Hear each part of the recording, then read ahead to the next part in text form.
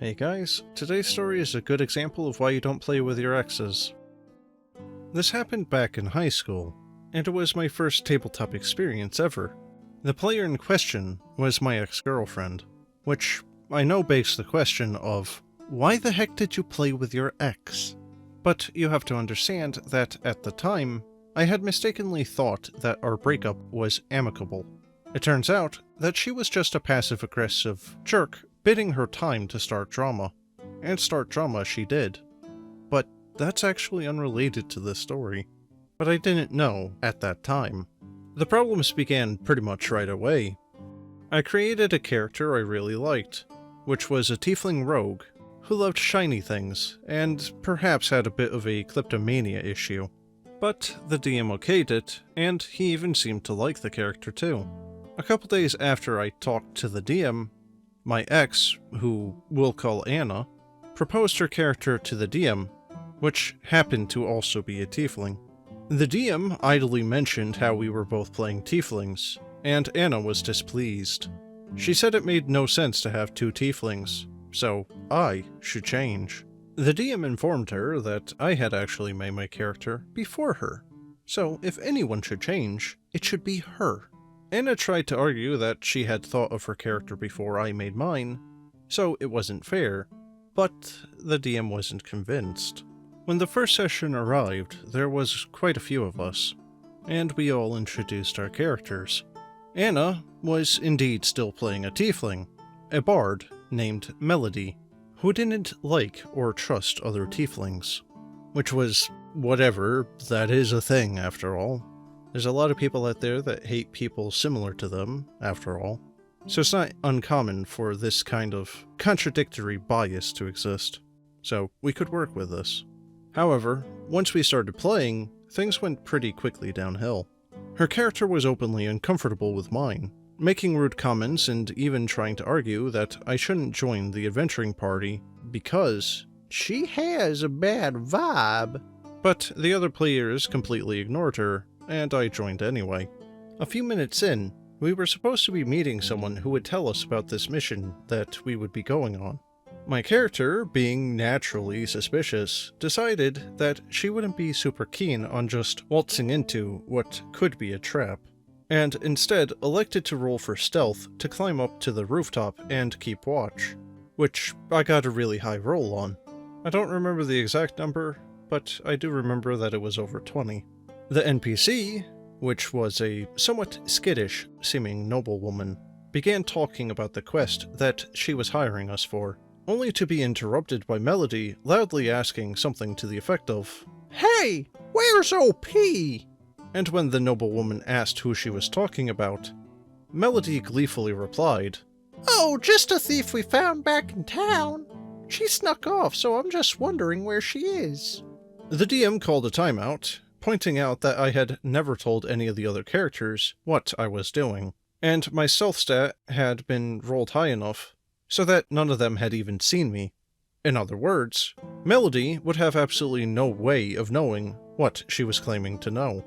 Anna argued that even if Melody hadn't seen me sneak off, she would still notice that I was gone.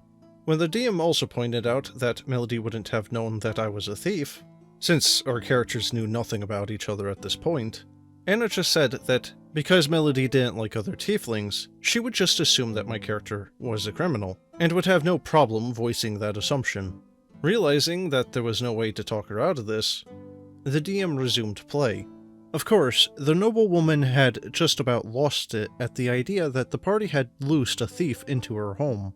Right as she was beginning to threaten calling in the guard, our fighter decided to come in clutch. "Melody, what incarnation are you talking about?" the fighter asked.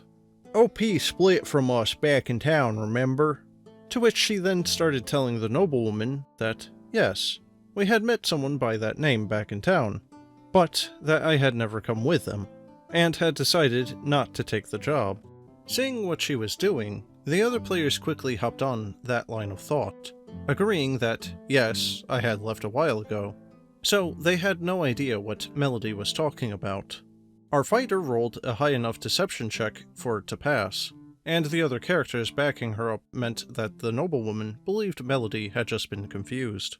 Anna insisted that she should be allowed to roll persuasion, since Melody doesn't like lying, and she would insist upon telling the truth, so the DM let her. She claimed she rolled a 20, only for the fighter, who was sitting right next to her, to look over and correct that she actually had rolled a 2. Anna acted like it had just been an honest mistake, since the 2 and the 20 are near each other on the die, and she had never used a d20 before. She wasn't willing to let it go just yet, though, asking the DM if she could re-roll persuasion with advantage by taking the noblewoman outside and pointing me out on the roof. But the DM, and a couple of the players at this point, rather tersely reminded her that her character didn't know that information. With the crisis averted, the party continued to talk to the noblewoman, getting a sense for the quest we were about to be sent on.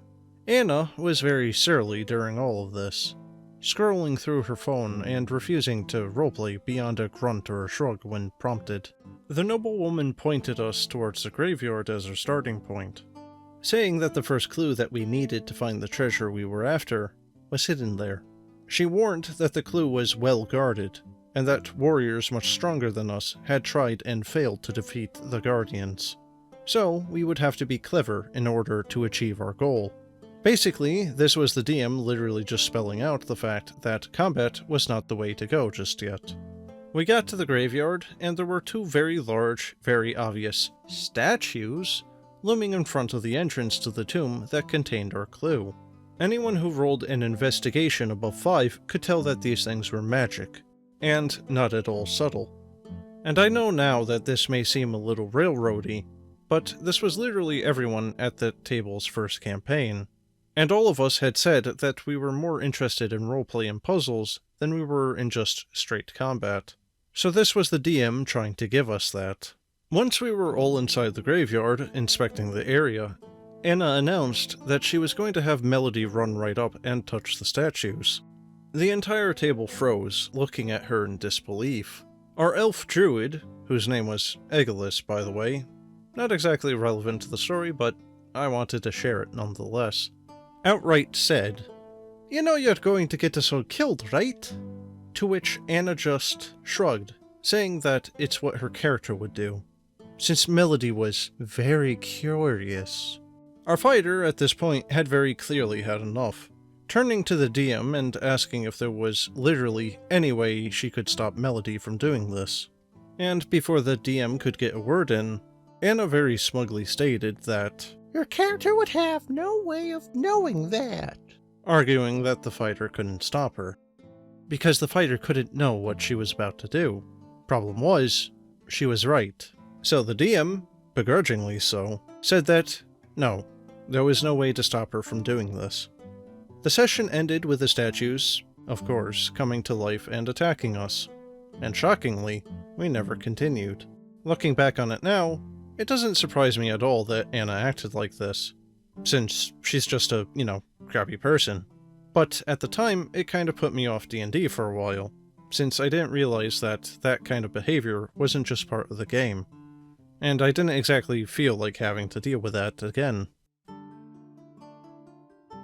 Well guys, if your DM and a player tries to get the whole party's fun ruined this way, you have the final say.